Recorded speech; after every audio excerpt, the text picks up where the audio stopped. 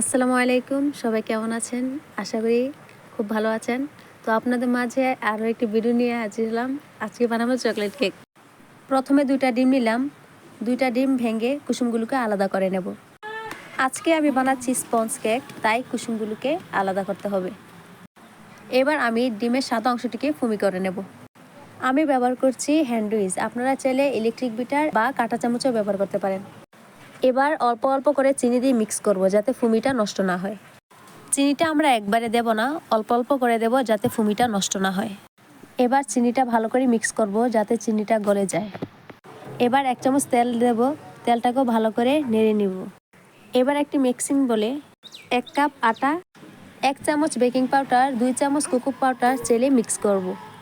চেলে নিতে হবে, কারণ না হলে দলা পেকে যাবে। এবার আগের যে কুসুমগুলো আলাদা করে রেখেছিলাম, এগুলো এখন দিয়ে দিব এবং ভালো করে মিক্স করে নেব। আগের যেই উপকরণগুলো চেলে নিয়েছিলাম, ওইগুলো এখন অল্প অল্প করে দিয়ে দেব।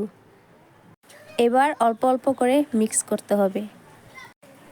এবার আস্তে আস্তে করে মিক্স করে নেব, যাতে ফোমটা নষ্ট না হয়। আর ফোমটা নষ্ট হয়ে গেলে খেতে ভালো লাগবে না। এখন অল্প অল্প করে আমি সবগুলো আটা মিক্স করে নিলাম। এখন আমরা যে পাতিলে কেকটা বেক করব, ওই পাতিলে কিছুটা পরিমাণ তেল দিয়ে দিলাম। এবার হাতের সাহায্যে চারিদিকে ছড়িয়ে দিলাম। আমি এখানে লেখার কাগজ ব্যবহার করলাম।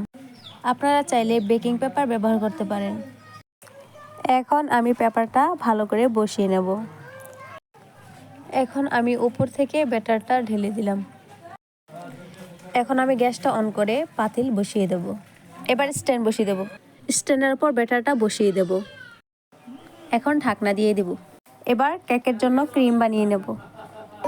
এবার দুধটা গরম করে নেব। দুধের ভিতরে 2 চামচ চিনি দিয়ে দেব। তারপর কোকো পাউডার দিয়ে দিব।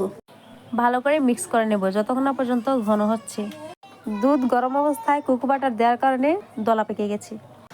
আপনারা এই ভুলটা করবেন না। আমার ক্রিমটা ঘন হয়ে গেছে, এখন নামিয়ে নেব। এদিকে কেকটাও পুরোপুরি হয়ে গেছে। এখন আমি কেকটাকে নামিয়ে ছুরি দিয়ে চারিদিকে আলগা করে নেব। তারপর কেকটাকে উপর করে ঢেলে নেব। তারপর কাগজটিকে খুলে নেব। খুলে নেওয়ার পর ক্রিমটাকে উপর থেকে দিয়ে ডেকোরেশন করে নেব। ক্রিমটা উপরে দিয়ে আমি ছড়িয়ে নিয়েছি। এখন আমি কেকটাকে সুন্দর করে ছুরি দিয়ে কেটে পিস পিস করে কেটে নেব। দেখুন কেকটা কত সফট হয়েছে। আপনারা চাইলে এইভাবে আমার মতো বানিয়ে দিতে পারেন, আপনাদেরটাও সফট হবে। কেকটা দারুণ হয়েছে, ইয়াম।